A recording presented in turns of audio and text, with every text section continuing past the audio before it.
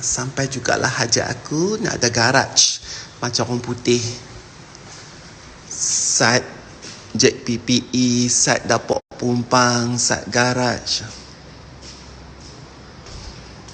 Seronoknya. Alhamdulillah.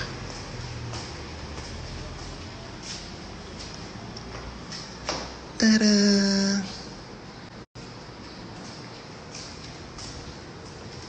Jangan driver aku lena sudah kat bawah ni. Nampak bagi.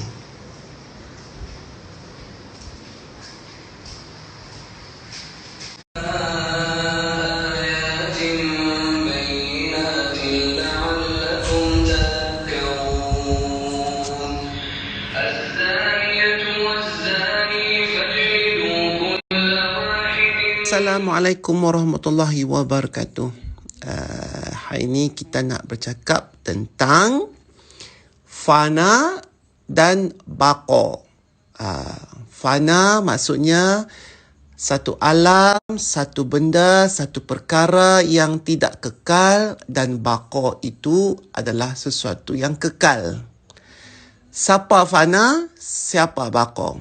Apa fana, apa baqa? Dunia kita ni fana, tetapi apa yang baqa? Negeri akhirat. Dan siapa yang membuatkan kebaqaan itu? Jom kita baca kita punya tazkirah ini. Jika engkau bergantung pada yang fana, maka kebergantungan ini akan berakhir saat ia fana. Jika kita bergantung kat dunia, jika kita bergantung kat orang yang boleh tolong kita, jika kita bergantung kat anak-anak, anak-anak bergantung kat mak pak, staf bergantung kat majikan, majikan bergantung kat staf, kita bergantung kat negara, pemimpin, pemimpin bergantung kepada rakyat. Ini semua kebergantungan ini adalah kebergantungan fana. Ya, dan ianya akan ada saat akhir. Namun jika engkau bergantung pada yang baqa dan tidak fana, maka kebergantunganmu kepadanya tidak akan terputus dan akan terus berlanjut. Jadi makna kata di sini, kat siapa yang kita kena bergantung? Dekat baqa. Siapa yang memiliki sifat baqa ini?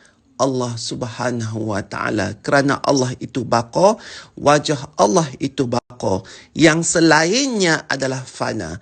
Jadi kalau kita bergantung dengan Allah, maka kebergantungan kita itu tidak akan putus dan terus berlanjut. Termasuklah dalam bentuk rezeki kita, kesihatan kita, dan segala kenikmatan di dalam dunia yang fana ini tidak akan putus sekiranya kita bergantung kepada yang baqa. Ya, yang baqa, dan yang baqa ini tidak akan terputus juga sehinggalah ke alam baqa. Mana kata kenikmatan kita kalau kita minta kepada yang baqa, ianya akan sentiasa ada. Kefanaan yang dapat diterjemahkan di sini adalah puncak dan akhir kebergantungan, yang bererti merupakan pemutusan daripada selain Allah dan segala sisi. Fana lawan kepada baqa, yang tak nampak pula. Yang baqa dapat baqa dengan sendirinya tanpa memerlukan pihak lain yang membuatnya baqa. Faham tak ayat tu? Fana lawan kepada baqa, opposite. Jadi yang baqa dapat baqa dengan sendirinya. Yang kekal, dia akan dapat kekal dengan sendirinya tanpa memerlukan pihak lain untuk membuatnya kekal. Kerana kekekalan merupakan keharusannya Allah Subhanahu wa ta'ala. Tak ada siapa boleh buat. Dengan sendiri benda tu kekal. Faham ke tak? Kan pada bengong. Jadi hanya kekal sahaja yang dapat menciptakan kekal, dan dia itu akan kekal selama-lamanya dan tidak datang ada langsung kehancuran kerana ianya dibina di atas kekekalan. Yang seperti ini adalah Allah semata-mata, sedangkan selain daripadanya menjadi baqa kerana baqanya Allah. Jadi ini ilmu tauhid yang sangat tinggi. Hampa kena faham betul-betul. Okey, hampa kena faham betul-betul. Jadi benda itu baqa pun kerana kebakaannya Allah yang dirinya itu memiliki bako yang hakiki. Faham ke tak? Jadi ilmu tauhid ni, kalau kita baca pendek ni saja dia punya penerangan dia, dia punya penerangan tentang apa itu fana dan apa itu baka. Padahal benda ni adalah sangat penting kerana kita orang Muslim, orang Islam, kita kena digest benda ni, ketauhidan di dalam hati kita tentang apa itu fana dan apa itu baka.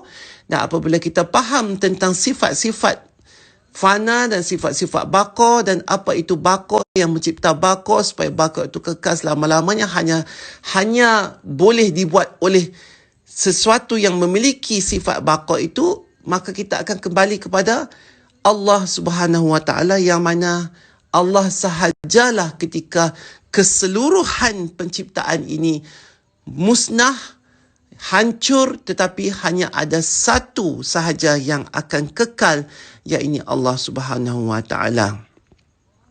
Dan apabila kita bergantung kepada yang baka ini, mana kata dia saja yang kita boleh minta dan dia saja yang boleh mengaturkan segalanya untuk kita, walaupun kita itu masih dan ketika ini berada di alam yang fana, tetapi sekiranya kita memohon kepada sesuatu yang baka, yang kekal, maka segala apa yang ada ketika di dalam alam fana ini insya-Allah akan kekal, kerana kita minta kepada yang kekal, dan hanya yang kekal saja dapat memberikan sifat kekekalan kepada kita di alam kekal, yakni baka.